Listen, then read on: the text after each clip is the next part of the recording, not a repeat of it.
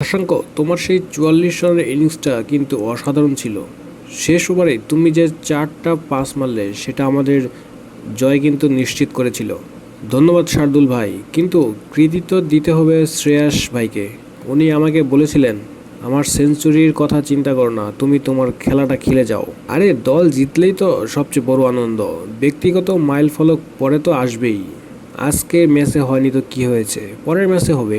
Glenn, আজকের দিনটা তোমার জন্য কঠিন ছিল আমি কিন্তু জানি, কিন্তু আমরা সবাই ভুল করেছি। হ্যাঁ শুভমান, প্রথম বলে রিভার্স সুইপ করতে গিয়ে এলবিডব্লিউ হলাম, আর রিভিউটা নিলাম না। পরে দেখলাম বলটা স্ট্যাম্পের উপরে দিয়ে যাচ্ছিল। এটা আমার ১৯তম ডাক, আইপিএলে সবচেয়ে বেশি। চিন্তা করে দেখেছ? আমি কিন্তু কাউরে মুখ দেখাতে পারতেছি না। এখন থেকে তোমাকে ডাক্তার ম্যাক্সওয়েল বলে ডাকবো। ঠিক আছে, কিন্তু পরের ম্যাচে আমি এই ডাকের সংখ্যা বাড়াতে দেব না, কিন্তু প্রমিস করলাম। শ্রেয়াস, তোমার নেতৃত্ব প্রশংসনীয়, বিশেষ করে যখন তুমি শশাঙ্ককে নিজের খেলা খেলতে বললে, নিজের সেঞ্চুরির কথা চিন্তা না করে। ধন্যবাদ কোচ, আমি বিশ্বাস করি দলের জয়ই সবার আগে। কোচ, আপনি যখন ড্রেসিং রুমে মাথা নাড়ছিলেন তখন আমরা ভাবছিলাম আপনি আমাদের উপর রাগান্বিত। আহারে না, কি যে বলো।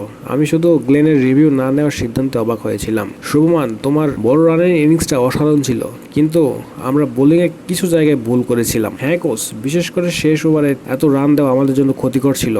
কোচ, আমি প্রতিশ্রুতি দিচ্ছি পরের ম্যাচে আমার ব্যাট থেকে রান আসবেই আসবে। গ্লেন, আমরা তোমার উপর বিশ্বাস রাখি, কিন্তু রিভার্স সুইপটা একটু সাবধানে খেলতো। আজকের জয় আমাদের আত্মবিশ্বাস বাড়াবে। ঠিক বলেছ শার্দুল, কিন্তু আমাদের ধারাবাহিকতা বজায় রাখতে হবে। আর আমি শিখেছি, যখন ক্যাপ্টেন বলে আমার সেঞ্চুরির কথা চিন্তা করো না, তখন সত্যিই সেটা মানতে হয়।